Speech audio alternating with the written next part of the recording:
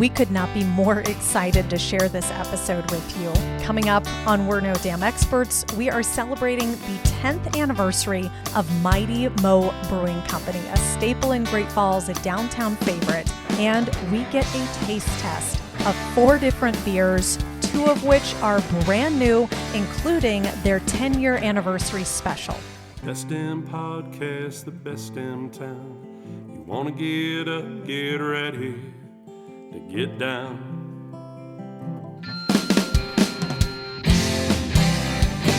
With its big wide sky and the wild river Thames, if you want to go, we can take you there to Great Falls, Montana. Welcome to the greatest damn town in Montana, Great Falls. I'm Rebecca Ingham. I'm Shannon Newth, and we're No Damn Experts. Did I start that right? It feels like we've been gone for we haven't months. done. It does feel like that. It seemed right. Feel free to email us if that didn't seem right to you. They've already stopped listening. Yeah. Mm-hmm. Let's hope not.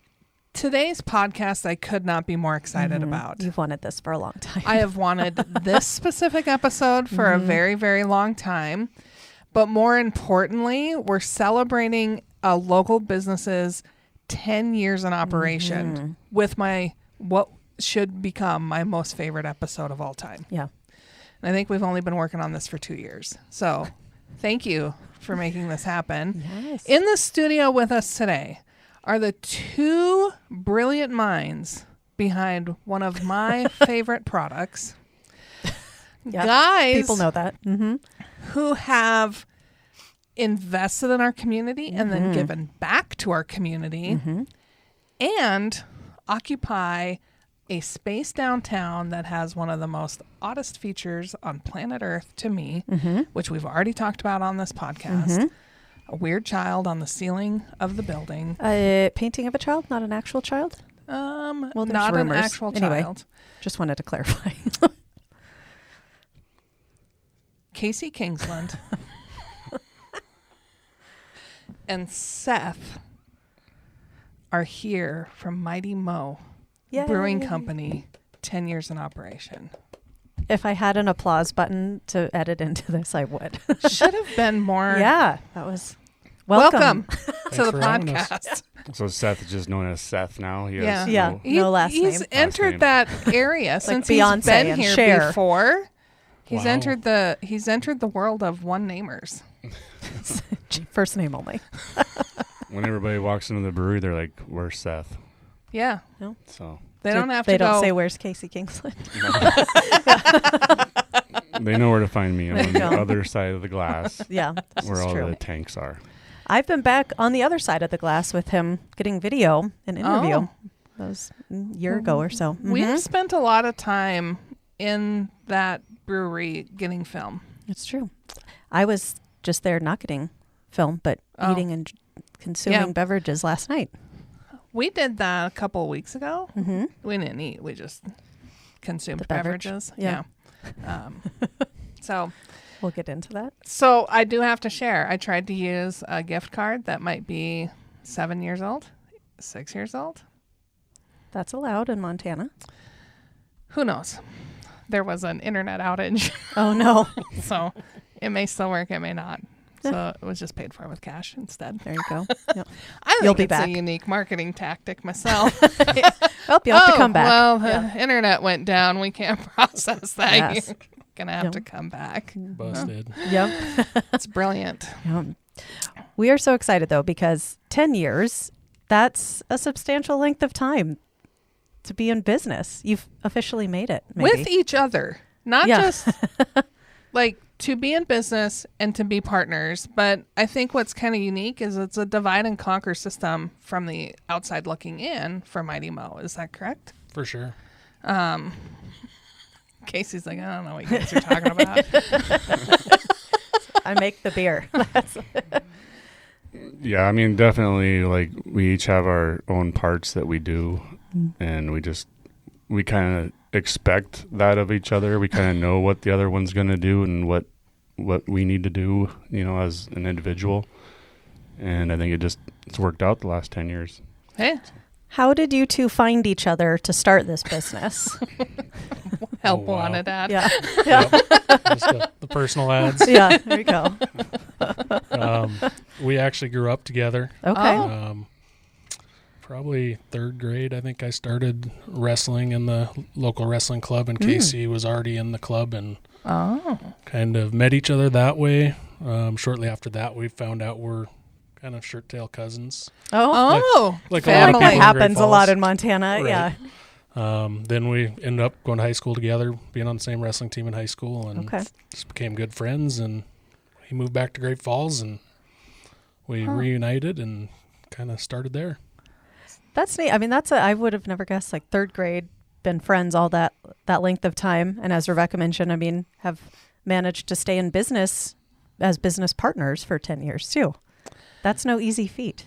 Yeah, it's I think knowing each other for so long and kind of knowing our lanes, and we keep in those lanes. I mean, we'll cross over and have discussions, but generally he's going to make any decision on the brewery side, and he'll ask me what I think, and vice versa on the brew pub side. Yeah. So, was it a love of beer or the love of business? Because some people do different things, but I'd have to think at some point you just have to really enjoy beer to go into making beer. Yeah, for me, that's definitely where it started, was just the love of beer. So I spent some time in Seattle, and, I had the opportunity, visit a lot of different breweries and stuff like that. And then when I moved back here, there wasn't one brewery in Great Falls. We had the one out in Belt, Harvest Moon. And then, so right away I started home brewing so I could have my own craft beer whenever I wanted it. And then soon after that, I guess Seth's more of a business type of mind. So he came to me and, brought up, asked me what I thought about opening a brewery. And of course I was like, sure, that'd be great. Great idea. Did you taste Casey's home brew beer before you came up with that idea, or you're just like, hey, you seem to like Let's beer hope and this you're making works. stuff in your closet? Oh yeah, we were in our mid 20s. We were having a lot of poker parties in Casey's basement, and we consumed a little bit of beer during that time. Okay. So you knew what he's capable of, at least on a small scale. That's kind of fun. Yeah, no, You it were was- willing to drink it. So, Yep. It was free. yeah. That's the best part. Yeah. That's really the best beer on planet Earth to start with. Casey, what was the biggest issues that you faced with scaling from like a homebrew operation to really a commercial operation? It took a few batches, but I mean, for the most part, it was easy to scale up. My system's only a 10-barrel system, so it's 310 gallons, and I was used to brewing 10 gallons at a time. I mean, it's 31 times, and there was certain things about the process that I had to dial in, and, some of the specialty ingredients I didn't need as much in the bigger batch as I did on a smaller scale. But once, it only took, 5 or 6 batches before I dialed in most of the recipes and then was able to scale stuff up accordingly. We had Ryan Fifley on the podcast. We talked about beer and then whiskey and scotch. There are some people that really understand the intricacies of beer and how it's made Science. and the elements of it. And then there are people that just enjoy good beer. Where do you fall on that spectrum? Well, there's definitely, you need to know a lot of science, I guess, to understand what you're doing and improve as a brewer. I don't necessarily geek out on a lot of that information, there's tons of books and stuff you can really dive pretty deep into it, all the chemistry and everything. I kind of stick to where I need to know on a smaller side of things, I guess. Yeah. So, but yeah, definitely a lot of science to it. Are you sampling each batch? Yes. Okay, that's part of the science, right? But you have to. Like, Yeah. I've heard like big breweries, they're Sam Adams type thing, and they're like, we test all of our beer. And I thought, oh, that'd be fun to be a beer tester at a brewery. And then until you realize, like, you have to drink the beer every time. Yeah, so a lot of the bigger breweries have, well, even smaller breweries have tasting panels, so it's a group of people that sit down and they sample the beer and they talk about it and look for different off flavors and things like that. On a larger scale, though, like the bigger breweries have the advantage to where they can blend batches on a very much larger scale. So, on a smaller scale, you brew one batch and it might be on tap for 3 months, that one batch. But the bigger breweries will blend multiple batches together to get a more consistent product. But that's kind of the beauty of being, a smaller craft brewery is you never really know exactly how it's going to turn out. Mm-hmm. Mr. Swingley, is your... Oh, he has a last name now. Look at that formal. Where do you fall on the spectrum of just beer consumer versus nerdy beer guy? Definitely not a nerdy beer guy. Okay. Oh, he's opening the cooler. Yeah, Something's happening. I like to This is so cheat off exciting. Casey's test. I don't. Oh, fair. I have a really hard time talking about beer if I'm And not drinking. drinking beer. Well, go ahead. No, what I want to share with you people is the dream behind this podcast episode is to do it in a way where it's like you would do a fancy wine tasting. Oh. Like you smell it, you hear from the brewer what notes you're supposed to be paying attention to. So we're going to do that as part of this. We're going to do a little bit of the nerdy stuff so that, Seth and I can learn a little bit about what we're supposed to be excited about when it comes to beer. Yeah. And then we'll also ask more questions about Seth and Casey and their 10-year journey for Mighty Mo Brewing Company. Yes. My favorite beer ever, not just at yours, but my favorite is Blue Fog. That is my very favorite one. This is what I've heard. So now I want to ask straight from the brewer because we were talking about and this isn't a lie. I even started. You were talking about each, batch and being smaller brewer and things like that. So what I've heard is that Blue Fog, each batch is a little different because it's like real blueberries infused in there. So each time is a little, they're smiling. Is this a lie? Okay, tell me about Blue Fog. You might have some misinformation. Okay. I've been telling people this, so this is good. I need the correct information. You can keep telling them that. That's true, yeah. So, don't get me wrong. I mean, the thing we strive for is consistency on a smaller scale. There's just certain things that are a little more out of your control on the smaller scale. Yeah. Especially being like a non-automated system. So if I mash in, it might be slightly different than if my brewer Dan mashes in. Okay. But little things like that.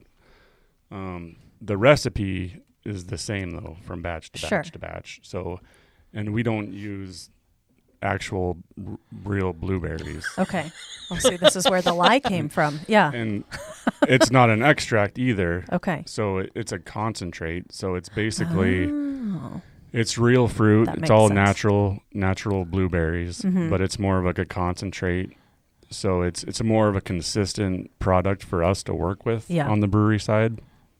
That makes sense. Also, that makes more sense because there's not pieces of blueberry skin floating in it. Well, they'd strain it. Yeah, but still, it's in my head how it was made was different. And that's one of the hardest parts about brewing with real fruit is all the excess, all the seeds, all the flesh, all that stuff. It really slows the whole process down. Yeah. Mm-hmm. So to be consistent is why we use the concentrate. Yeah. But the concentrate could, in theory, be a little bit different every time because it's real blueberries and every blueberry could taste a little bit different or be different. Sure. Just say I'm just saying So what I've been told. There's a hint of truth in it. we've been using, since the very beginning, the same product. Yeah. From the same company, and they do a tremendous job, and they're very well known throughout the brewing industry as having a very good, consistent product. Yeah. I'm not saying that to say I've had inconsistent taste with it. I'm just saying this is what I've heard. It's every time my favorite, my go-to. I don't know how many episodes of our 150 plus episode podcast series you've listened to, but if you had, you'd learn. I made a confession. I've never had the Blue Fog. What? Oh. Did I know this? Yes. Huh. You were shocked the disappointing. first time I said it. Turns out you're shocked the second time as well. Shocked. And I try, like every time I get your beer, I'm thinking I'm gonna branch out, and then I don't. I just get Cloud Blast. Yeah, right. I mean, I'll get a motorboat during the summer, but I So- don't. I'm scared of the blueberry. Why? Yeah. Don't be scared. It's amazing. It's delicious.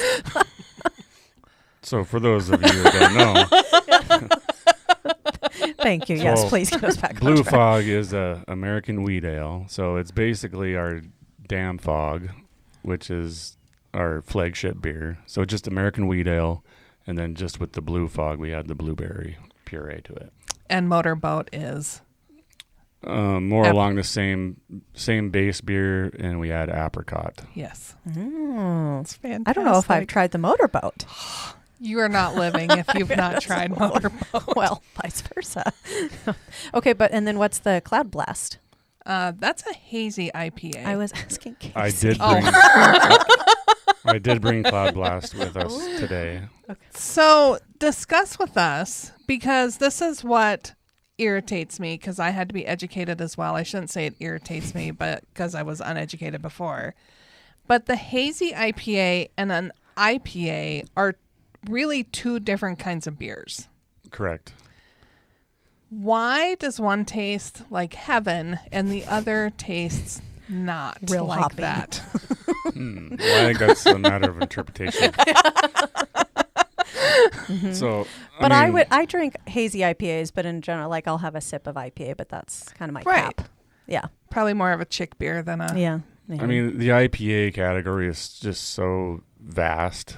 It really should be 6 different beer styles. Yeah. Because you have West Coast IPA, hazy IPA, New England style IPA. There's IPLs, India Pale Lagers. Oh. I mean, there's just so many different things that people are doing, and they're all kind of just labeled as IPAs. Is that, I feel like that's kind of the standard start when you start home brewing. This is my friends who brewed beer in college. This is where I'm getting this from, were IPAs. Is that what you started with when you homebrewed? I want to say the first beer I brewed was a Belgian stout Oh, with that's not an IPA. anise. Okay. Yeah, that's totally different. Seems elaborate. Yes, it does. Yeah, you went big there. Was it good? I think because I was kind of into Belgian beers at the He time. didn't answer You that. just I know, ignores you just me. Well, moving on. For those who don't know what anise is, Yeah. Uh-huh. You either like it or you don't. black licorice. Yeah. Mm-hmm. I can't. I'm not a black licorice fan. I can't imagine it would be good as a beer. Is that going to make a rotation at Ooh. Mighty Mo sometime? Probably not. Okay. It's not going to be your 10-year anniversary beer where it all started with your home brewing. That would have been a good idea. Mhm. I mean, if you still have time, it's this weekend, right? So we do have a 10th We're gonna have- anniversary beer. It's a Oh. barley wine that we aged Oh. in wild turkey rye whiskey barrels. Ooh. And I think we brought one today. It was Yes. Oh, sorry. We got That was I got probably a very little more excited. exciting. Why don't you bust out the beer so we can Mhm. have this portion of the snobby smell and notes discussion? Okay. Did you Yeah. want to start with the Cloud Blast or? Your choice. yeah, You're the brewer. You're the master All right. here. Seth, when you started this, there's been many weird changes, I think, not within your company, but within the structure of microbrews just in 10 years within the state of Montana.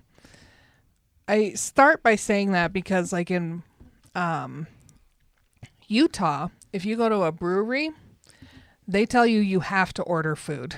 And in Montana, it's really a fight to get a place to start a brewery that has food. But that's changed a little bit over time, has it not? The laws haven't changed at all. There was a misconception I heard a lot when we first opened, where people said, well, you're a brewery. How do you have food? I didn't think you could do that. And you've always been able to do it. The law that has always been around that people got confused, I believe, was breweries aren't allowed to share space with another business. So if you did food, you had to do it yourself. You can't lease that area out to somebody else to come in and do a kitchen like you see in bars once in a while. Okay. Mm-hmm. So if you have food at a brewery, it's the brewery making the food. Absolutely. Yep. Okay. And I want to get more into the food part too, but we have beer in front of us. So Casey, what is this fine beer we're looking at? I was going to call it a Pilsner, but I don't know if it is. Yeah, it is a Pilsner. So Wow, look at you. This is the Argo Pilsner. Okay. So is that named after Providence? local Nice. local university. Good choice. Mm-hmm. We're announcing that tomorrow, by the way. Ooh. When does this podcast This podcast is coming out on Friday, so the announcement would have been yesterday. Happened. Yeah. Perfect. Mm-hmm. No spoilers here, folks. Nope. Still tight-lipped right now. So, okay, so we got the Argo Pilsner here. Why did you make it? So I figured that we needed another light beer to our lineup. Okay. We always have the Damn Fog, but I kind of wanted another option and one that I like to drink as well, I guess. So it was a little self-serving. But you're allowed to do so that. we It's your did do business. we brewed this a few years ago, and it tasted really good, I thought, and it had a good following, and so we decided to make it a regular. So now it's a regular on our keeper list. Nice. Shannon may need to edit this out, but does a percentage of the sales for this go back to University of Providence? No, it's more of to create awareness. Yeah, okay. Kind of celebrate the local. Yeah. Providence came to us and wanted to just kind of piggyback and join forces when it comes to marketing. Yeah. That's a good idea. Get a product out there to help build awareness for the college and the sporting community. Well, and it really creates that. I mean, you see that in quote unquote like bigger college towns, right? Like there'll be things named after. So that's kind of helping create that more so in Great Falls. Yep. There you go. So thanks for doing that, because for folks that don't know, most of the beers are named after some type of water, fishing type thing, weather, something to do with the Missouri River for the name of the brewery. Yeah. So there you go. Okay. So this is the Pilsner. It smells like a beer. So yeah, very light, crisp, clean. So it's 4.7% ABV. It tastes like a regular beer. What? Like there's nothing. I'm not getting hints of oak or strawberries or any of that. Right. And that's kind of the goal. Okay. It's straightforward just beer. to have a good, easy drinking, beer. Yeah. What should we be paying attention to as we drink this Pilsner? So it has a very light body. So the drinkability is very high. It's like good lawnmower beer. Yep. I'd it is a concur. good summer beer. Yeah. So it has flake corn in it. So the flake corn lightens the body. And that's So different than corn flakes. flakes. I know. That's what I was thinking. I was like, I know corn flakes, but not flake corn. Maybe just not processed in the same way. Okay. You really have to dumb it down for us. Sorry. Hey, Hence the name of our podcast. we're not experts when it comes to beer. So like the main fermentable in most beers is barley. So we're just adding maybe 15% flaked corn to lighten that body a little bit. Okay. And then it has a touch of Vienna malt to give it just a little more character. Ooh. But From Italy? Like we're never going to get through all these. She's like, good God. Why did I agree to this? Is this an open book test? Yeah. the Vienna malt's more of like a style of malt, I guess. So it's still probably barley that was grown here in the Golden Triangle, Okay. but just malted in a different way. Okay. What is it that makes it a Pilsner? So first off, it has to be a lager. So Okay. you have to use a lager strain of yeast.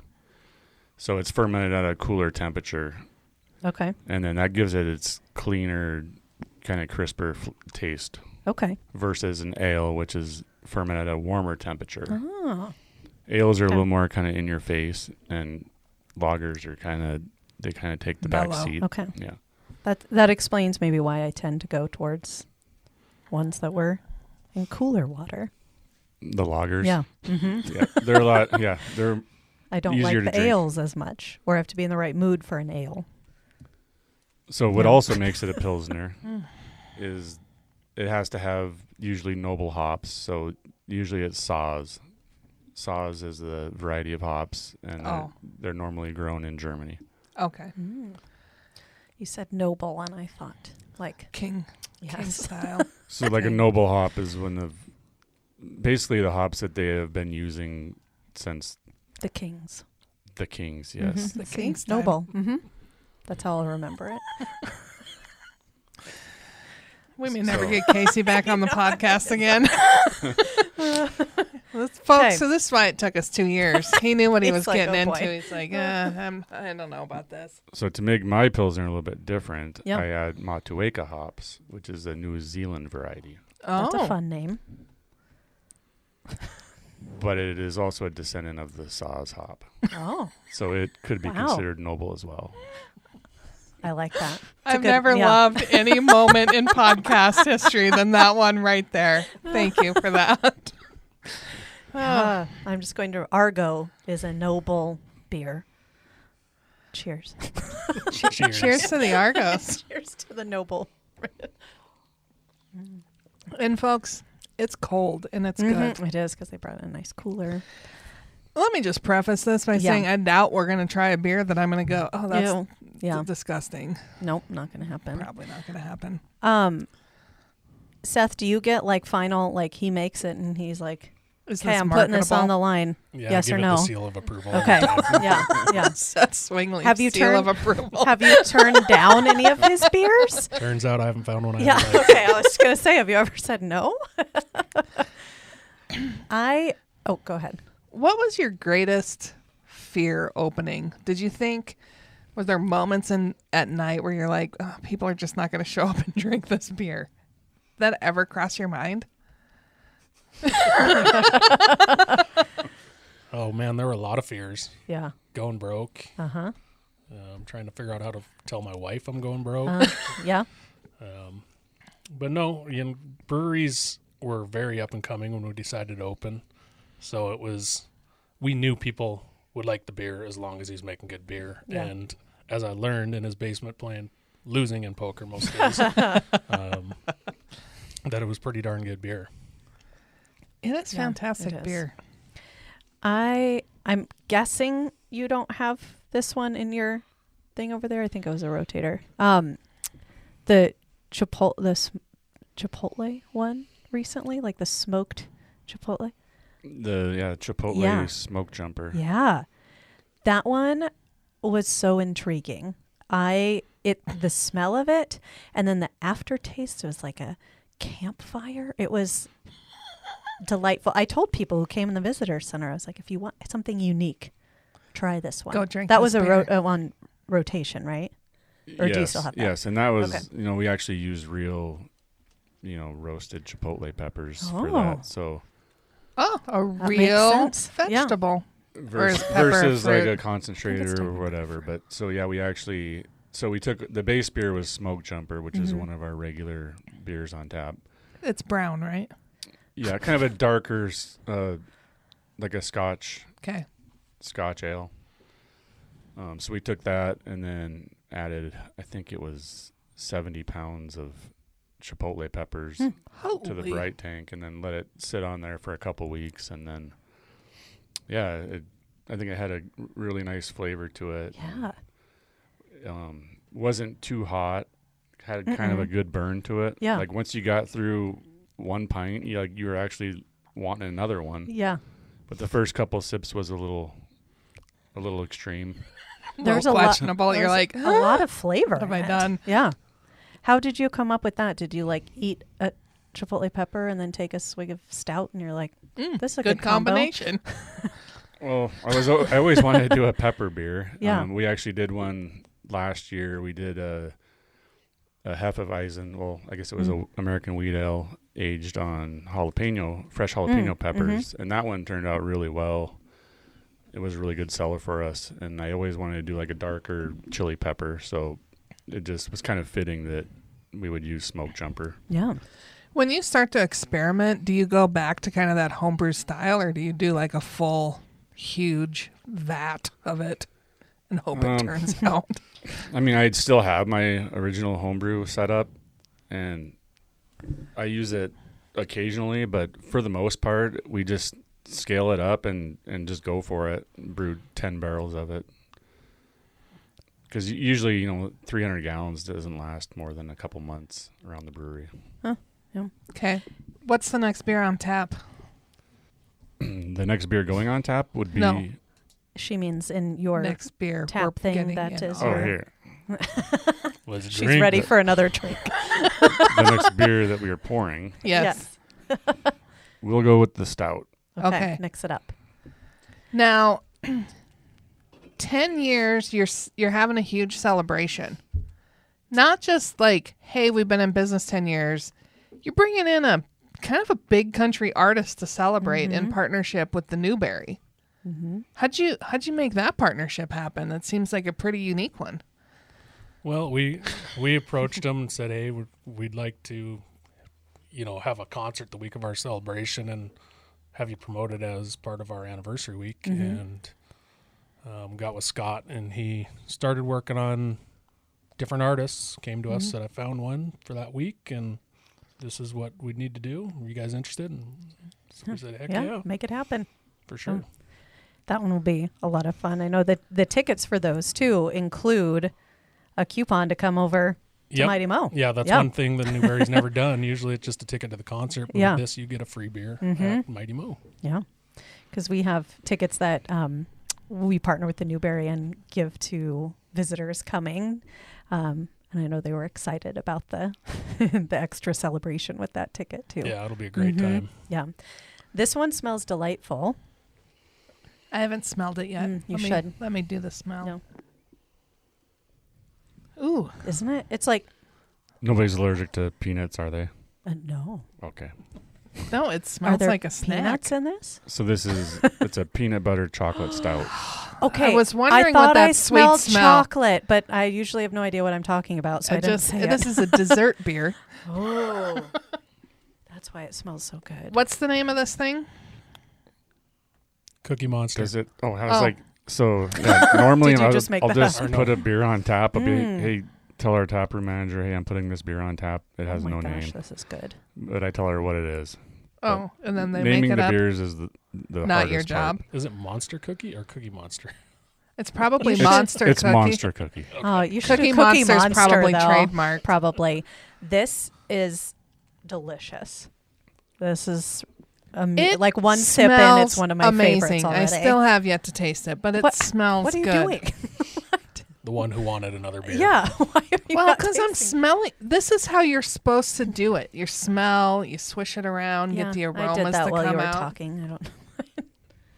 Okay, so this one is going on tap soon. No, so this one's already on This tap. one's already on tap. This Okay. is a delightful beer. Isn't it amazing? Oh my gosh! This is definitely my style of beer. Yep. I might just be Oh. coming in after the Christmas stroll to enjoy some Okay. of these. So we know from the name it's got peanut butter and chocolate in it. What else should we be noticing other than it's just delightful? It is delightful. So it's a stout. It's an oatmeal stout is what it is. So it has a good percentage of oat flakes in it. So that gives it kind of more body and kind of a silky smooth. I Yeah. was going to ask if it added any type of like creaminess to it.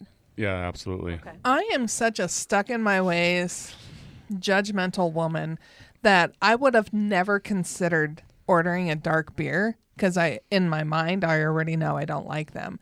And it's nothing against any other dark beer, but my first dark beer experience was Mountain Man with Jeremiah Johnson Brewing Company. That thing will put hair on your chest. I'm not big into a hairy chest for my own Don't self. drink it on an empty stomach. It's Just a lot saying. of beer. Speaking This from is experience. amazing. Isn't it? Oh, it's delicious. so good. Tell us So more, it's- Casey. You should make a candle that smells like this and sell it. A whole candle line of beers. 10th anniversary sell it. Phase Cookie. 10 of our business. Yes, Right. I would buy it. I'll sell them for you. So it's a 6% ABV. Okay. So we're Um, going up from our last one. Yes. Okay. Oh, my pour got bigger too. So Just I mean, saying. normally stouts are a little higher ABV, unless you're drinking like a Guinness, where that's only like 4.5%. I think. Oh, okay. And you got to go to college to learn how to pour them. Correct. I don't brew a lot of stouts at the brewery. It seems like they just don't sell as well, but this one's definitely been really good. It's going to be my new go-to. How is this a seasonal or is this always there? No. This is just a seasonal, Okay. Oh, so man. we've already had it on a few weeks, so it might only have a few weeks left, and then we'll be about out of it. So The I should come brewery get my is busy growler. often. Yeah. And what I love about the Mighty Mo Brewery is it's not people I normally interact with. You know, like when Is that good or bad? I think it's good. Yeah. But I remember there was a turning point in the downtown. I'm just going to nerd out on business because you all Yeah. know I do this. But there was a turning point in downtown where I walked into the Mighty Mo and I knew nobody in there. And they were all dressed in flannels and had beards. And I'm like, look at this whole new world. And I'm like, this is amazing. Like, Yeah. I'd never been more excited in my life to not know anybody in the brewery. Yeah. And I thought it was amazing. And that's when I started to see, like, I would then go to dinner and they're like, oh, do you have a reservation? I'm like, no. And they're like, oh, well, we're a little bit busy. So it's going to be about a 20-minute wait. I'm like, oh my God, that's amazing. Yeah. So a lot of things happened that I got excited about. So Well, and just speaking of that, you guys were really one of the major catalysts to revitalizing downtown, revitalizing Central Avenue into what it is today, fast forwarding 10 years. Did you see that coming? Was that I mean, I know when you're I'm sure it starting, was you planned. hope for your own success, but really, I mean, you've been such an encouragement to other businesses downtown as well. So it was not planned. Yeah. As Rebecca is probably well aware of, when she was involved helping us out in her previous job, when we were doing our business plan, she did a lot of coaching for us. And Yeah. Downtown was not our first choice for location. We didn't have a lot of assets back then, so for us to buy a building and start a new business was not possible. Sure. So we had to find a building owner that would invest in the building, and that was hard. yeah. Yeah. And then we stumbled into the guys who own the building we're in now, and they were willing to invest, and it just happened to be downtown. Yeah. So I'd say from there on, early on and after we opened, we realized, hey, we can make a difference here. Yeah. And it kind of became our vision to help change downtown. And it's been an awesome 10 years watching what it's done. Yeah. I don't know what your other potential location opportunities were, but I really appreciate that it's downtown. I mean, I think that's been a fabulous location, and neat to see you partnering with businesses around you now too, like the Newberry, for varying things. I think I'm correct in saying this. You guys are the oldest brewery in Great Falls currently. I think you're right. Yeah. Well, yeah, you said when you moved back there wasn't one here, correct? Yeah, I mean, There was one that started and then isn't here anymore during okay. that time frame. Okay. That's why I'm not saying it's it can't be the first because we had Great Falls Select. Yeah, Yeah. or Great Falls Brewery. But it's the oldest in town now. Mm-hmm. It's a cornerstone. Yeah. Mm-hmm. For sure. When And you there were a couple other businesses that started at the same time. Like you had a startup pal, bunch of startup pals. Celtic Cowboy was around the same time. Yeah. oh, that's right. Yeah. They sell Mighty Mo beer. Was that one of your original hopes, was to get where other places were selling your beers as well, or was it just we just want to get ours Yeah, good question. up and going here on our own? We want it only sold here. That's a big piece of the business model of a Yeah. brewery is, it's really tough to just make it on what you sell in the tap room. Yeah. So yeah, our goal was to get as many restaurants and bars in Great Falls and the surrounding areas to carry our beer as possible. The distribution system of beers is really odd in the state of Montana, if you ask me. If you go, because you can sell it in kegs, you can sell it in cans, you can sell it in growlers, you can sell it in bottles, you can sell it in crowlers. But really, from a distribution standpoint, you either can or do keg distribution. And it's not necessarily easy getting in because of the control state when it comes to beer, wine, and alcohol. Just my perception. So, you guys don't have a canning line in your production facility. Is there ever a future where you will have a canning line? Not in our current facility. So we actually did can in the past. So we used to hire a mobile canner that would bring his canning equipment into the brewery, and we would can probably every 3 weeks. And we were doing, it might have only been 15% of our total production, but that's what the distributors wanted. They wanted cans, so we were giving them cans. And then, at the time, it was like there's so many breweries that are popping up all over, and they all have their cans, and they're all trying to get them on the store shelves and all that. And it became to the point where, you had to have a sales rep out there beating the market down statewide, trying to get your product on the shelf. And it was just a lot of overhead, a lot of investment. When you're trying to, make it in a crowded market like that, it wasn't in the cards for us. So we did that for a while, and then ended up, we stopped canning, and then just mainly at that time, I think all of our focus went to the tap room, and how can we increase sales in the tap room? Yeah.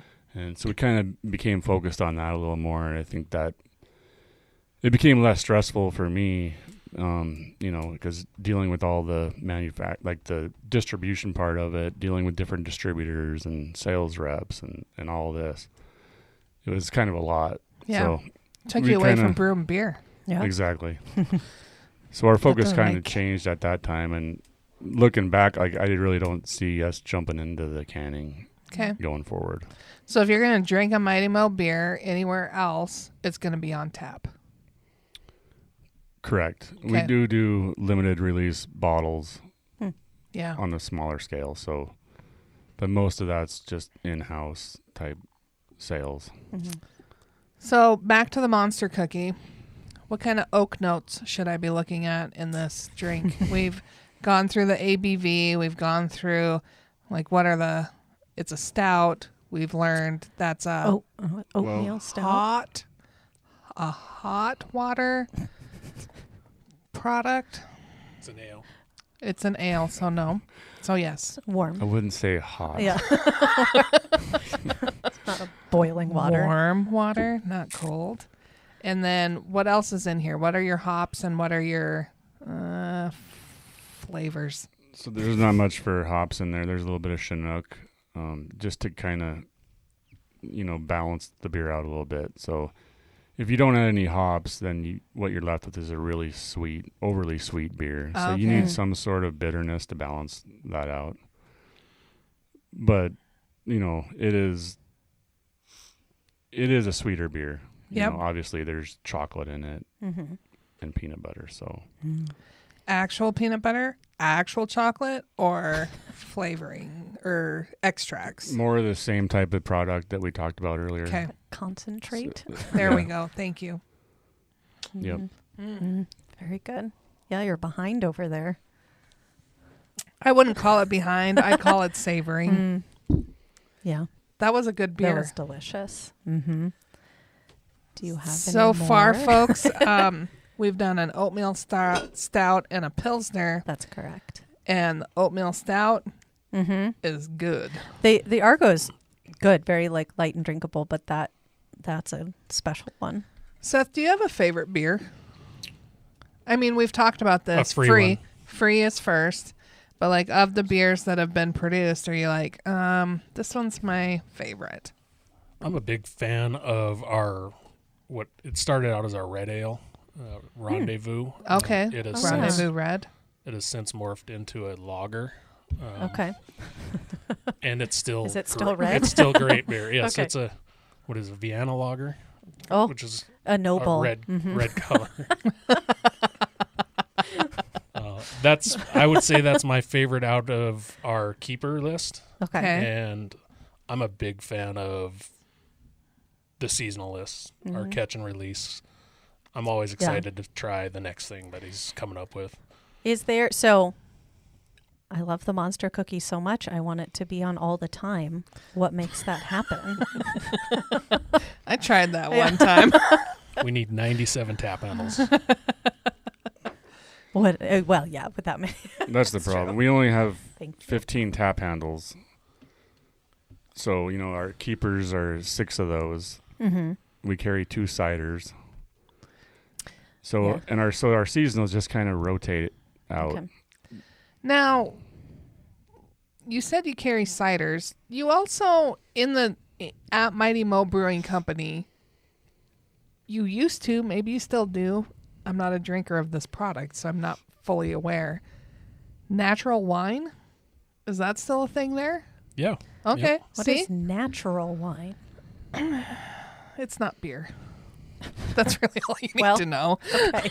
That might take us on a whole other tangent. Okay. Natural wine is basically wine with nothing added into it. No artificial flavors, no artificial colors. Okay.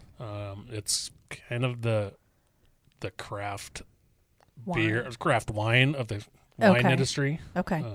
Okay. It's very new. You don't see it a lot. We just Yeah. thought it kind of went with our theme of being craft. Yeah. So we do it. It's tough to find around this part of the country, but He's pantomiming. It's a bottle You can opener. just say it. Playing charades over here. So there's a lot of fanciness. Is that Yeah. a cider? Wedding ring. My trick. husband has a ring that he does that with too. It's like titanium or something. So do you make the ciders too? I mean, because I don't think Casey's making the wine, but I could be wrong. No, we don't make the cider or the wine. So Okay. Okay. my license only allows me to brew beer, basically. Okay.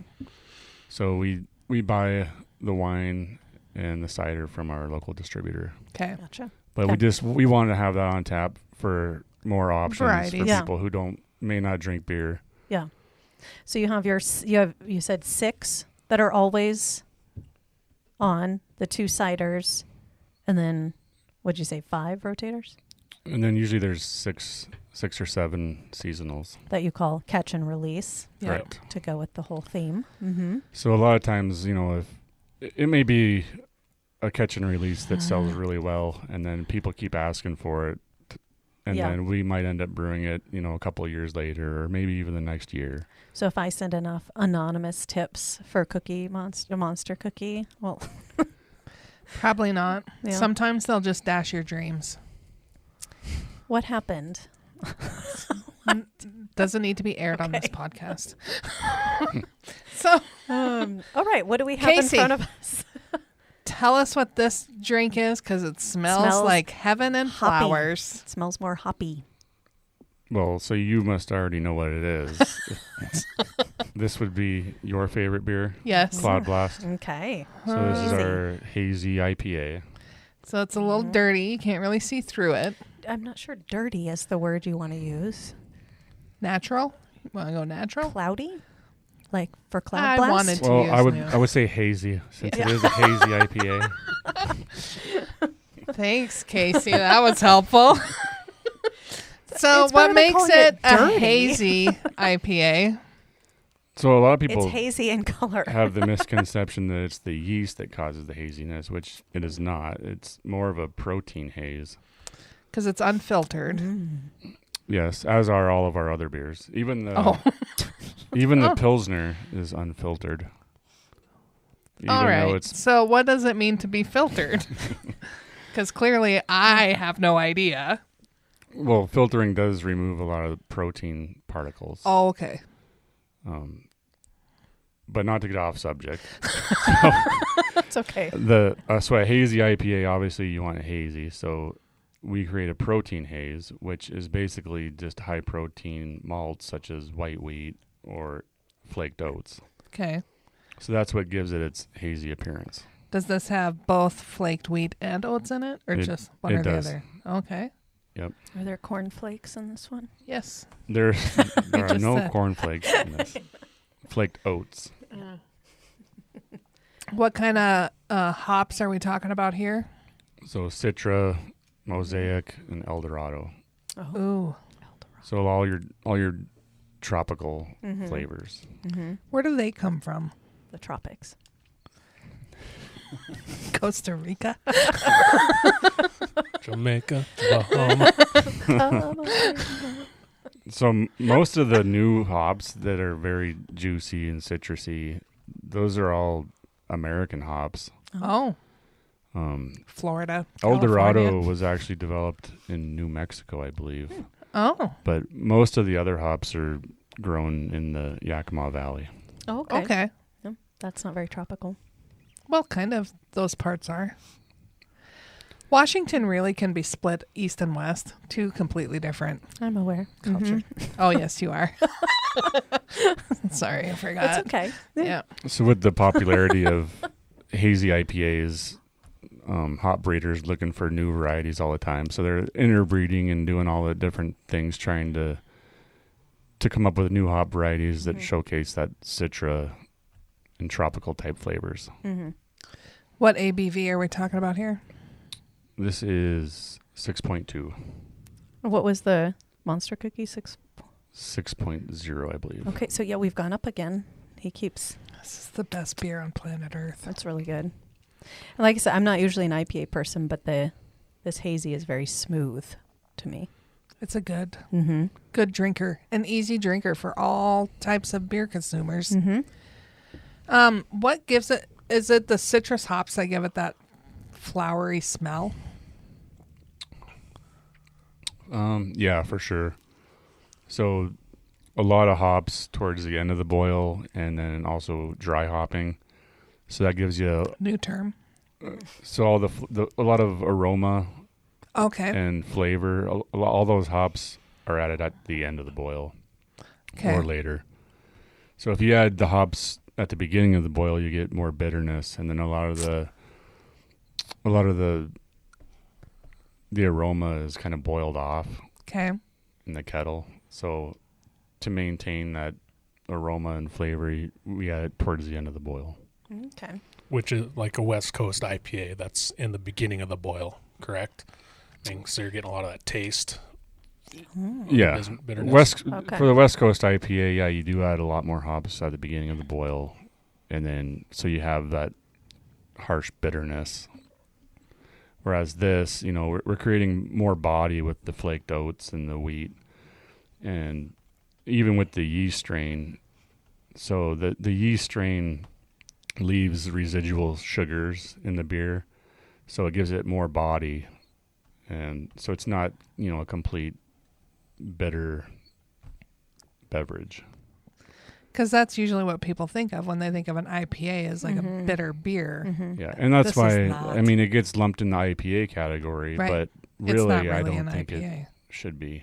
Most I people agree with you. who drink it are like, "Whoa, I didn't think I liked IPAs," Yeah. but then they drink this and they're like, "Oh, that's really good." That's exactly what I said the first time someone said, let me get you.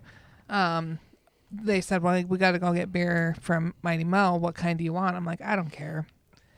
Well, what's your favorite kind of beer? I'm like, well, I'm a motorboat gal, so give me damn fog, because it wasn't during the summer. Mm-hmm. And they said, well, what about a hazy IPA? I'm like, oh, I can't stand IPAs. And they're like, it's not really an IPA when it's a hazy. And I'm like, oh, okay. Well, I will trust your judgment.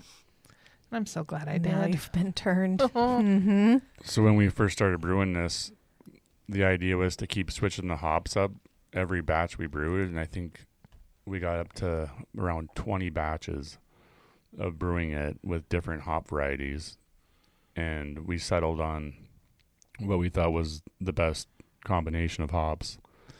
When you say we, did you have your drinking panel show up and help with that, or was it just you and Seth? When I say we, I mean me. Okay. That makes sense. But no, it's basically a 2-man operation. So it's myself, and I have a head brewer, Dan. So Okay. Slightly off topic here, because it's just basically you and one other guy. You're making a lot of beer, not only for your tap room, but all around. Like, how many hours a day are you spending brewing? And is like you being here for an hour and a half, slowing down Production. He can't make any more blue fog Yeah. because he's here. Sad. Dang it. Sacrifice we I make know. people for It's good okay. content. Yeah. So I think we're pretty efficient in the brewery. You know, with just 2 guys, we brew 4 days a week. So Mondays are usually kegging and cleaning tanks, getting ready for the week, and then we brew Tuesday, Wednesday we brew and are usually kegging off a batch that day to get another tank ready, and then we brew Thursday and Friday. Okay. And a lot of that is, you know, it's kind of a 1-man operation. So I have a guy who is there, you know, from the start of the brew to the end of the brew, and he kind of manages that throughout the day. And then, you know, I jump in and help kegging and whatever else needs to be done, ordering ingredients, planning the brew schedule, all that type of stuff. Yeah. But I think we're pretty efficient for a 2-man team. You know, we brew close to 1,800 barrels a year. That's a lot of That beer. is a lot of beer. How many days does it take to brew a beer? It's not like you show up at 8 a.m. and you have a beer at 5 p.m. Or is each one kind of different in the length it takes? So the length, like the brew day typically is, you know, 7 to 8 hours. That's, you know, mashing in, transferring wort, boiling, knocking out into the fermenters. That's typically just an 8-hour day. And then that beer ferments for about 2 weeks before we Wow. put it on tap. Okay. So it needs to ferment, and then we crash it. It needs to clarify, and then we carbonate it, and then it's ready to go on tap. And are they all relatively, I mean, does Cloud Blast take relatively the same length of time as, say, the Monster Cookie? Like generally the IPAs or any beer that needs to be dry hopped will take a few extra days. Most ales are 2 weeks though. Okay. If it's a lager, it could take 3 to 4 weeks. Because it's at a cooler temperature, it ferments a little slower, and the whole process takes a little longer. Okay. What is the difference between a Hefeweizen and like a wheat, American wheat? So it's kind of a misconception. I think people in the U.S. call a beer a Hefeweizen when it's actually an American Guilty. wheat ale. So I think what makes it an actual Hefeweizen is the yeast strain. So it has to Okay. be a Oh. German wheat Okay. To ale make strain. it Hefeweizen. Okay. And then that's when you get like the banana and the clove type flavors. Mm-hmm. Whereas an American wheat ale is just a clean American ale yeast. Okay. Similar concept, correct? Just different. Where They're where it's from. they're both fermented very in the same way. It's just a different yeast strain is all. Okay. I think I've made that mistake of calling the damn fog a Hefeweizen. Sorry. And And we're guilty of it too, I think. You know, when we first opened up, we called it a Hefeweizen. Well, you have to kind of pick nomenclature that's common at the time, I think. Yeah, so people know what you're talking Yeah. about. And honestly, you can make up your own rules, really. I don't get too wrapped up into beer styles and all that. You know, if you make a beer and it tastes good, then Just that's go for all. it. That's It's what beer. it's about. So right here, you mentioned the golden triangle, that term earlier, which is what we're known as here and through, I don't know the exact radius per se, but here in north central Montana, because we are known as having some of the best wheat and barley in the world. Can you talk a little bit more about just the ingredients that you have close to home that help contribute to your beer? Yeah, so all the malt we get, well, I should say 90% of the malt we get is malted right here at Malt Europe. So all their barley is grown right here in the Golden Triangle.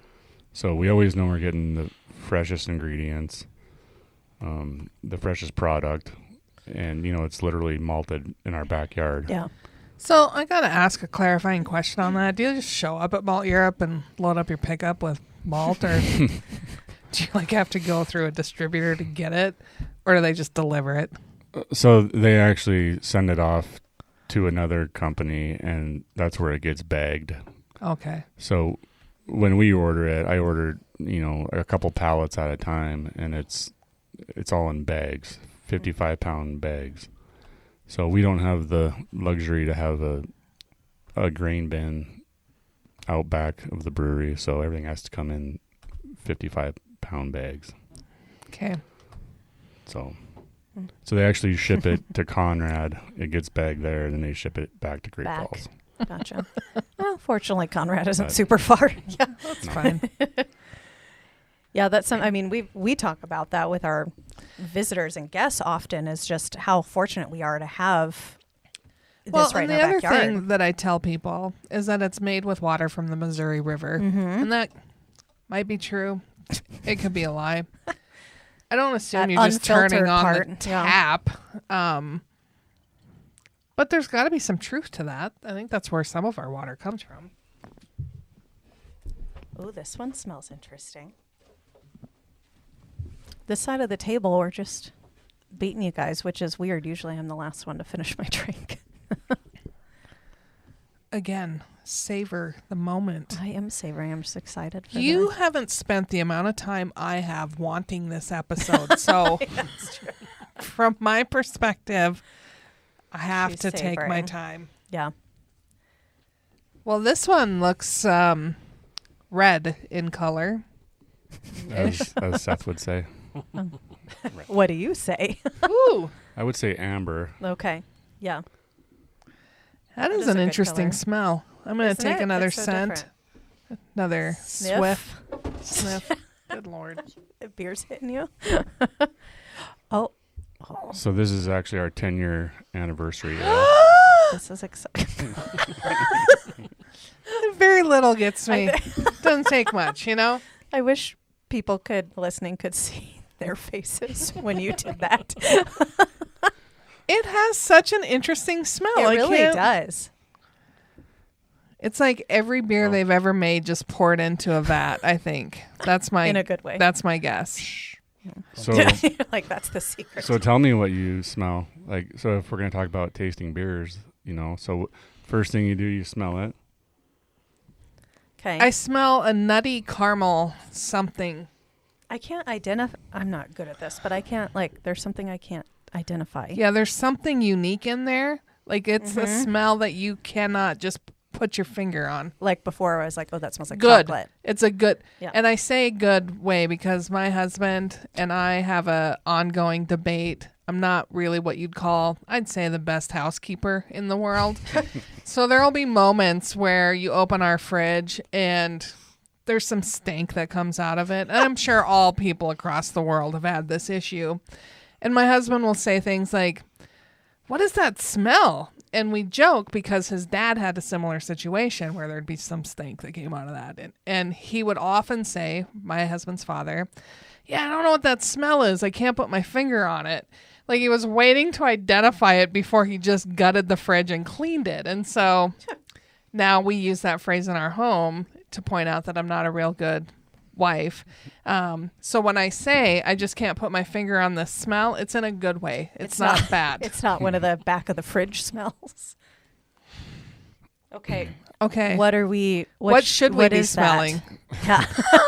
So, You've I gotten really my can't take. identify it. I mean, I smell vanilla, I smell some vanilla now that you Oh, say it. okay. See, that's what's helpful. oak. Mm-hmm. I honestly don't know what oak smells like. So, do you smell oak, Seth? I get a lot of coconut too. Oh. I still can't. We definitely smell the alcohol. What's the ABV on this bad boy? I think that should be the 8.3, 10.5. It's a 11.3. Oh, he saved it for last year. It would have been perfect if it was 10. Why For 10? for 10 10 years. 10-year Oh. anniversary. I Really? got you. I think you missed an opportunity I think there. I found our episode title too. Can smell the alcohol. I wanted to get as high as I could, so that's what I mean. That's what we did. Brewing on a smaller scale, like you kind of end up with what you got. You know, you can't. Oh, you can't formulate it to be at a specific level? We maxed out our mash tun, so So what type is this? this is a American style barley wine. Oh yeah, that's right, barley wine. So it's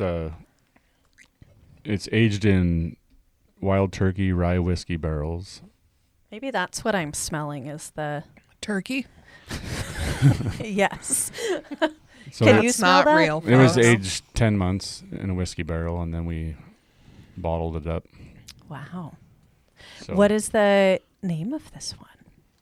it is Anniversary 10 Ale. Okay. That's it. That makes So- sense. We do a limited bottle release every so often, called Private Reserve, and this year we decided to, call it our Anniversary 10 Ale. Makes sense. This is really unique. Isn't it an interesting? And it's yeah. actually the first beer we've ever aged in whiskey barrels. Yum. So Where did you get the? Did you like purchase already aged and cast whiskey barrels? Is that how you say it? So there's a company that'll buy whiskey barrels after they're used, Mm-hmm. because after they're used one time, the distillery doesn't have any more use for it. Okay. So they buy them freshly emptied, and then when I buy them, they're fresh, ready to go. They still have whiskey in them, because I think a whiskey barrel will hold up to like 1 to 2 gallons of Inside the residual wood. whiskey in the Mhm. wood. Yeah. So when you age That's the beer in substantial. it actually picks up a lot of Pulls that, that out. a lot of the whiskey flavor. And you were calling this a barley wine, right? Correct. Okay. I think What that's is that? just, you talk about barley sodas. I think this is just a play on words. That's my take. We'll get it from the experts. So barley wine is just another beer style. I'm not sure why it was ever called wine to begin with. I know this one. Oh, I read it one time. Okay. he read a book. It's for because of the high alcohol content Oh. and the complexity and the flavors. Okay. Okay. That would make There a you lot go. of sense. Yeah. Well done, Seth. And so, as of when this podcast comes out, it will be on tap. Correct? Did you say it's going on Correct, tomorrow? yes. So when we- we're recording. No. No. We bottled half of it, Okay. so the other half will be on draft On draft. on, Okay. on Monday. Okay. Can you buy these bottles today? But we're doing a bottle release on Monday. Okay, so everything Monday. So breaking Hey, news. yeah. Breaking news.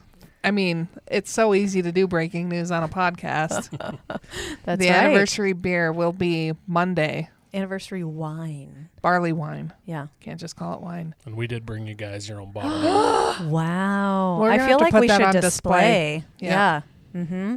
Well, it's a good talking so point to It the is. 5 people that come through the office this week. It's just It's November's a slower little during slow. November, but we do get more people than that in the office. So I would actually recommend buying a couple bottles. Yeah. So you can drink one Yeah. right away, and then you can let the other one age for a year and then taste it, Ooh. Yeah. because it will age. I was just gonna. Is it because it's been Still aged, mixing in like with the that's- whiskey. Yeah. Yeah, the flavors will kind of mellow out, and it'll become more complex over time. Did you get to say, like, I want a wild turkey whiskey barrel versus like a Jim Beam whiskey barrel? I thought that the flavor of the rye would just work well with that beer style. Okay. Did you plan when you got this, because you said it aged for 10 months in that? Correct. Did you plan 10 months ago that this was going to be your anniversary beer, or the timing just kind of Yeah. worked out? Okay. Yep, we planned it. Good work. Yeah. There's Good some forethought. strategy there. Yeah.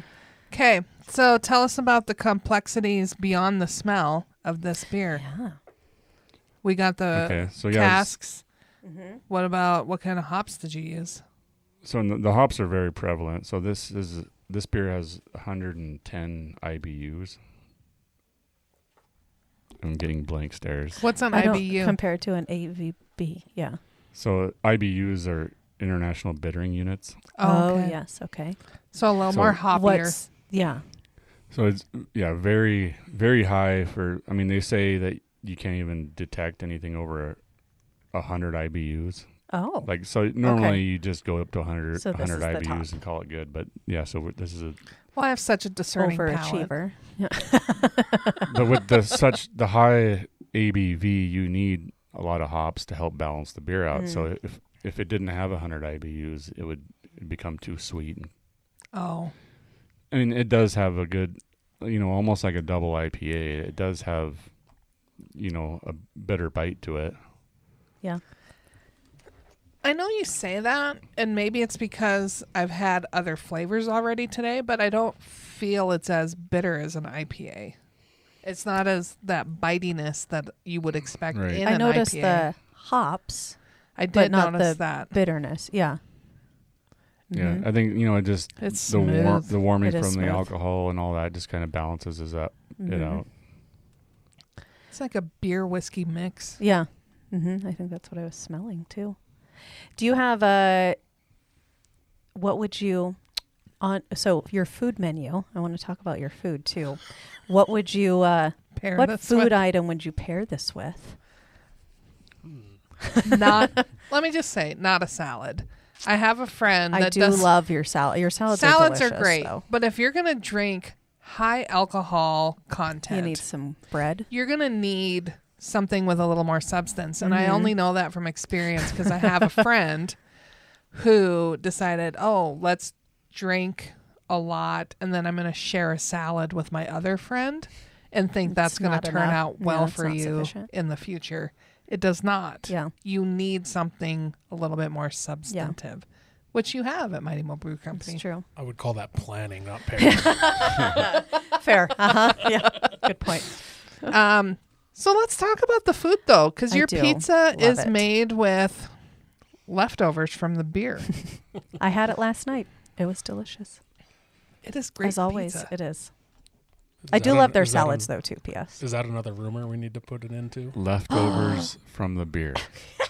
Isn't it? Don't you have like It's just spent a mush on the grain? floor is what it is. like you don't sweep up the floor and pour it in, but the crust has some type of There's component barley to the in it. Yeah? beer. No, See, okay, you're clearing up all the rumors. There's something that makes it I a will little bit say I've sweet, never though, said isn't that. it? It's good pizza. It's very good pizza. I always thought it was because it had beer in it, some type of beer. I didn't think it had beer, component. but I thought it had barley in it. Like, that gave it a little bit of sweetness. So nothing. You're striking out. Good Lord. Wow. Thank God I've never told people that. My husband's told people that. Well, because I think I told him that. Okay, tell Ruining us all your about. credibility Tell us today. all about your. That's okay. We don't It's have any. about time. Like, most of the time, people are like, "Oh, you are correct." I'm like, "See, I'm brilliant." It's more a surprise when we're accurate. Okay, tell us about. We'll stop talking so you can tell the truth about your food. The pretzel bites have smoke jumper. Yeah. Ah, Pretzels, not pizza. but is it the same? Still. Is it the same base as the crust of the pizza? It's got flour in it. Yep. The garlic pretzel bites are good. That's not what we're talking about, are we? Well, we were just talking The about garlic, that. the garlic knots are the same Oh, as the not the pizza same. crust. Yeah. We use the same dough for that. Pretzel bites are different. Goodness. Okay, you keep talking You tell now. us about your food. Clearly, we know nothing about your food. Well, Local wheat, right? yep, it is. There we go. There's one It thing. is flour that comes from Montana. There we go. Where did these rumors come from, though? Because I was like sure that was I'm True. pretty sure I probably started them because in my mind, I'm like, oh yeah, pizza makes the most sense to pair with a brewery yeah. because you've got all the spent grain that you can mix in with the flour and make your dough. And I thought there was barley in the dough. I'm pretty sure I started all That's the what rumors. my husband said. Okay. We have anyway, you talked about continue. doing that before, but Well, it's quite apparently- the process to dry out the mash and Yeah. turn it into flour. Okay. So we've never done it. We've Okay. talked Well, you about do it. something that makes it really tasty and gives it like a little bit of like Just a little bit of sweetness. love. Yeah. And it's made in a Okay. brewery, so it just screws with your mind. Okay. So just to be clear, the barley's not in it. There's no spent Grains. grains. Do you sell any of the Leftover. spent grains for dog treats? I've heard that. Not necessarily that you guys do that, but that spent grain so is. all of our spent grain is picked up by a local rancher, and he feeds it to Feeds- his cattle. Oh, it's Oh. got to be good steak. That's lucky cows. Yeah. I mean, they love it. They go running for it whenever I bet. Yeah. he brings it Those out. are good. Yeah, Lucky it's- cows. Yeah. Is it McCafferty Ranch? Could we tie it into Central Avenue Meats? No. No. Yeah. Not their neighbor. That is grass-fed beef. Oh, yeah. And okay. Sprouts, right? Or something? Micro. Sprouted grain. Yeah. There's something different. Anyway, I'm going to stop talking. You should tell us more Well, about it's your a- food. Yeah. Oh, Wow. you I'm know, going to clarify a food- lot of things the here. food came kind of as a surprise to us, and we opened. We thought maybe we could do it with just beer. Wouldn't have to deal with the restaurant side of things. We quickly found out Great Falls wasn't ready for that. Let's see, we opened in December, and I think we started doing pizza in March. So Okay.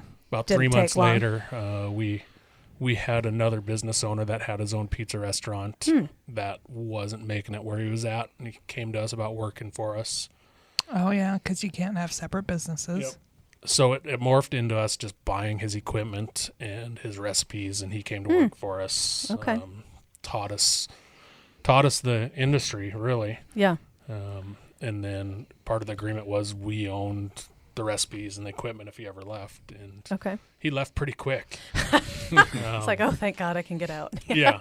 So he got out of there, and actually he left on a Friday night unexpectedly, and my wife and I ended up in the kitchen the next morning Oh, trying my. to figure out how to make pizza Oh, my dough and pizza gosh. sauce. What a Wow. woman.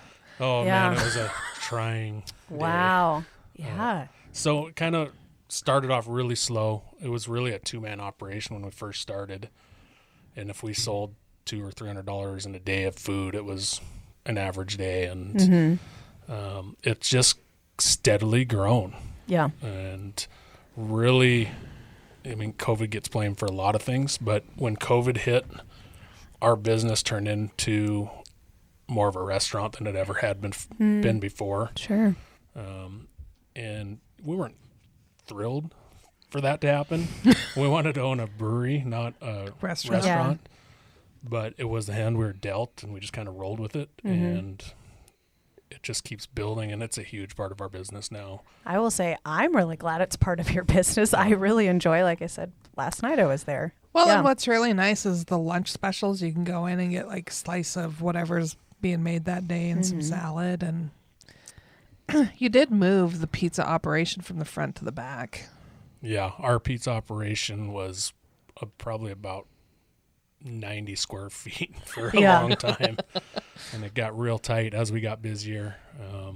And as we got busier, it also, the volume in the oven was a lot more, and we started dealing with smokiness. Oh, And the kitchen was in the prime real estate. It was right in the front Yeah. window. Yeah.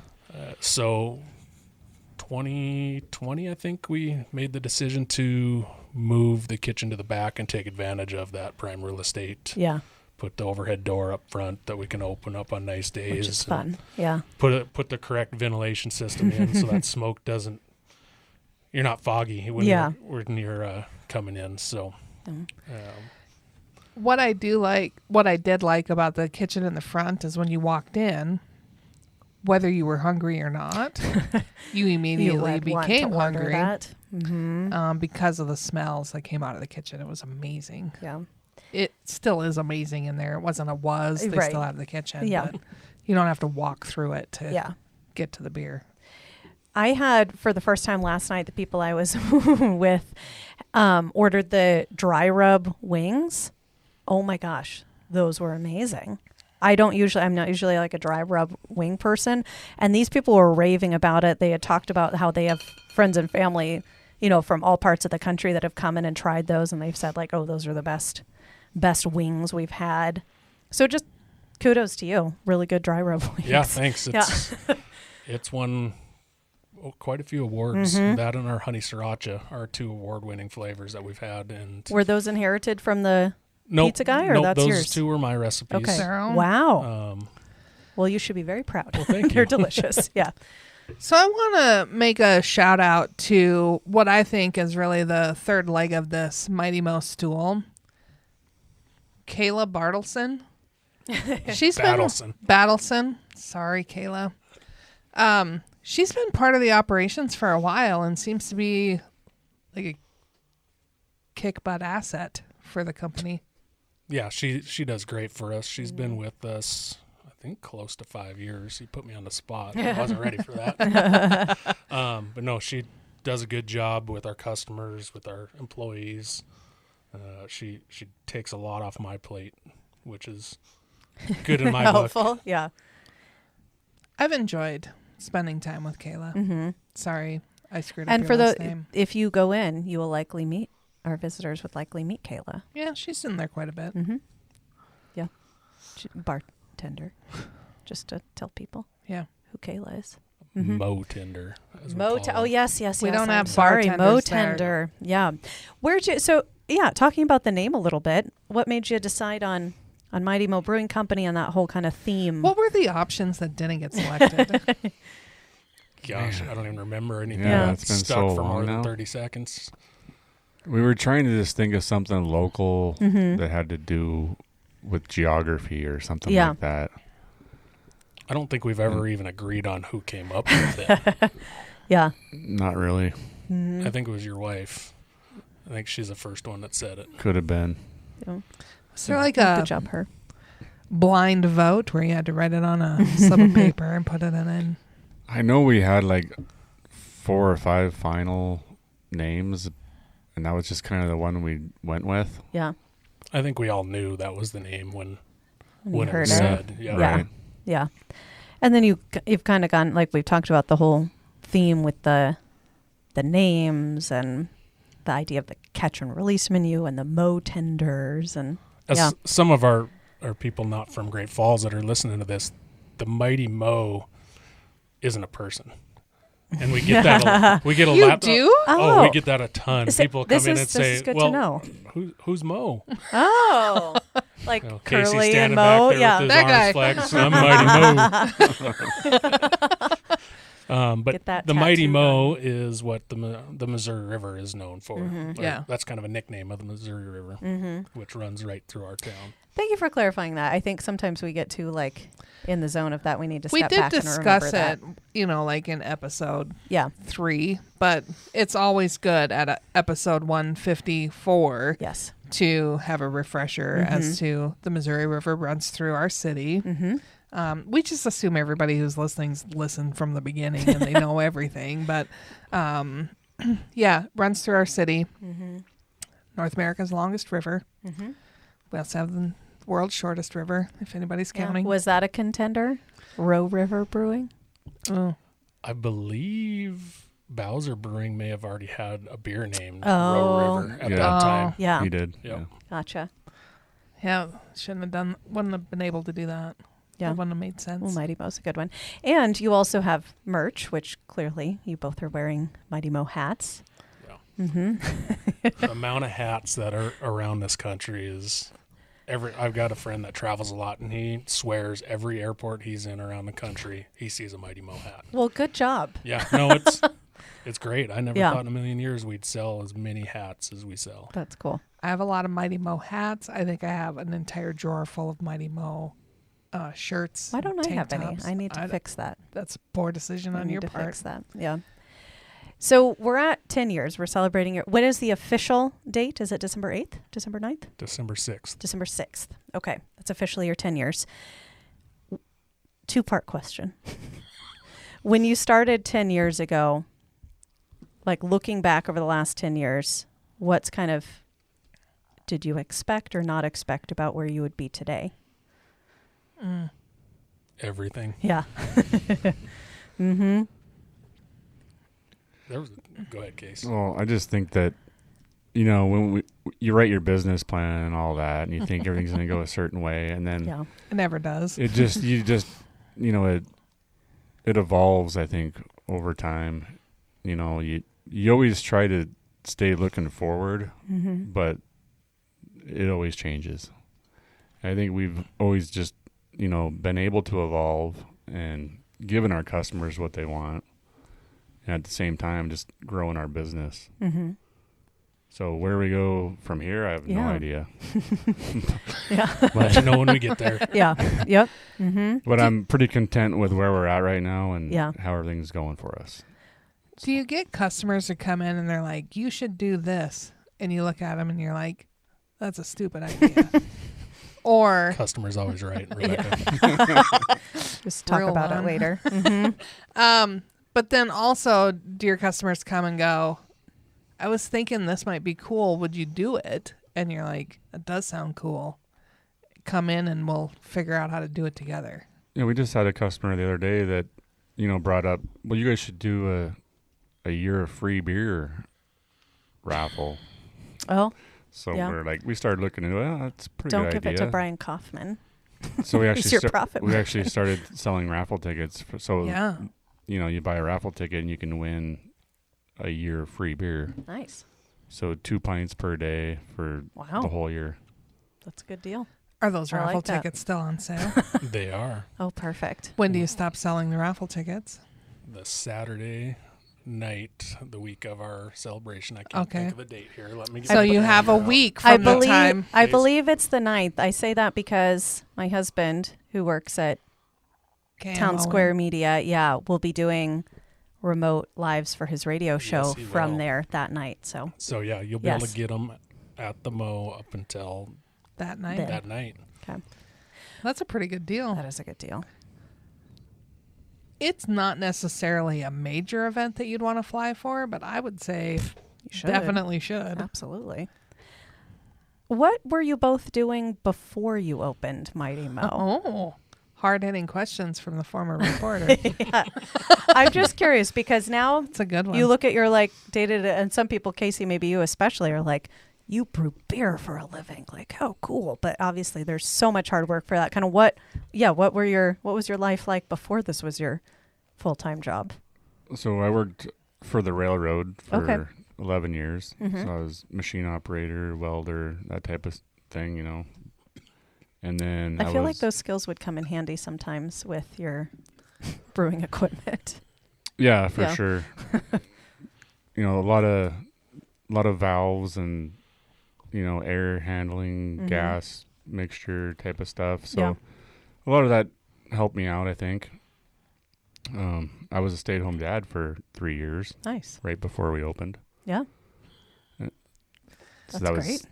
I was ready to move on from that. Yeah. just going to ask because When I've Seth- met a lot of stay-at-home parents and they're like, this is not my gig. Like Mhm. some are good at it. Others are like, nope, I need to do something other than spend this much time with my children because I want to love them for a long time. Yeah. So when Seth put the brewery thing in my ear, I was like, oh, okay, let's do it. Yeah. Yeah. Let's figure this out. Yeah. An excuse to make more beer. I gotta Right. practice. Exactly. Bigger beer. Mm-hmm. But I'm just more like a hands-on type of guy. So I didn't necessarily want to run a business, which that's where Seth comes into play. Mm-hmm. Yeah.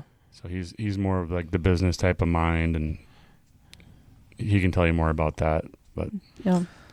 Yeah. What were you up to Seth? in your previous life? I was a salesman for a coffee food service company. Okay. So I was on the road 3 days a week, Mm-hmm. driving down the road in my coffee truck. The last couple of years, I was driving down the road writing a business plan. There you go. Sorry, everybody. Hope I didn't cut anybody off. Working. He had his notepad right there. But an understanding of that business probably helps understand just business in general and potential for distribution and getting your product out there. Oh yeah, Yeah. I'd say that definitely helped. I went to college and got a small business management degree. Nice. My dad owned multiple businesses when I was growing up. So I would say between the three of those, I mean, that's kind of where all my business knowledge came from. Yeah. I mean, I would say a majority of it is from learning from my family businesses growing up. You learn a little in college, but Yeah. I would say that stuff kind of gets outdated pretty quick. Sure. Yeah. The stuff they're teaching and the life lessons you learn watching a family business helps a ton. I would say from a college education standpoint, you get kind of these big level things and you're like, well, how do you scale that to like what we do? Because we're not Coke and we're not hiring $1 million ad agencies to market, Right. Yeah. which I think is what's helpful when you have the practicality of an actual small business in your back pocket going, oh, this is how that works. Mm-hmm. Yeah. Okay. Well, I know you guys This have a is meeting to get to. Oh, Yeah. this has been amazing. I had no Yeah. idea you had a meeting to go to. We could have wrapped this up sooner. We're good about time management. So thank you both for coming in. Thanks for making my dreams come true and having the snobby beer Yeah. smelling note conversation about the hops and everything And else. we were honored to get like a pre-taste Oh. of the anniversary beer, And the Argo barley beer. wine, and the Argo. Yeah, that's the one that's coming There's out still a tomorrow. couple splashes Correct. left. Correct. Yeah. Oh, well, we won't say no to that. Right. There's no No. way I'm saying no to beer. That's free. I think And we a started the special episode edition. with that. I know my plans are this weekend are to go get the Monster Cookie while it's still on tap. Yeah. And then buy multiple bottles of the anniversary. beer starting on correct. Monday. Mm-hmm. So you can make the trip into Great Falls. You'll have plenty of time. Monday night, party That's time, right. Mighty Mo Brew Company. And be here for the anniversary and Mark Wills. Just spend the week. All Get kinds your of good Christmas stuff. shopping done. And we didn't even talk about the child more on the wall, but you got to come in and hear the story and see that too. We'll talk about that at a later date, but it's there and it's Yeah. creepy. I thought we were sunshine and rainbows. Yeah. there. We for the are. creepy child in the That room. is an odd experience, and I didn't 100% notice love it. forever. I love that whole entire I always experience. forget it's there. Well, I can't. So thank you so much Yeah, for making thank this you, happen. guys. Thank you for being business owners in our fine Yes. city. Thanks for all the hard sweat, toil that you've put forth in this community for 10 years, making beer that everybody loves to drink. Yes. We sampled 1, 2, 3, 4 of them today. They all tasted fantastic. I don't know how you can go wrong. You can't. Get your brewery passport. You get it need to stamped. try Blue Fog sometime. Yeah, I'm going to do that. Oh, I have a quick question. Go. What's Hurry it up. real quick? Your very favorite beers of the ones you make? His is Rendezvous Red. Oh, that's right. Yeah. Mine kind of changes. Okay. Like, Right now. I would say Lip Ripper. Okay. So it's more of a West Coast style IPA. Okay. Huh. There you go. Yeah. So try their favorites when you go in. I might have to try it if it's West Coast. West Coast, Anyway. West Coast. Yeah. Folks, until we see your bright, smiling, happy, healthy, beautiful faces here in our community, we hope you're creating amazing memories with your friends and family wherever you might be. We'll see you soon. We're No Dam Experts is the recorded claims from Great Falls, Montana, covering what you need to know about this amazing damn town. Damn, that felt good.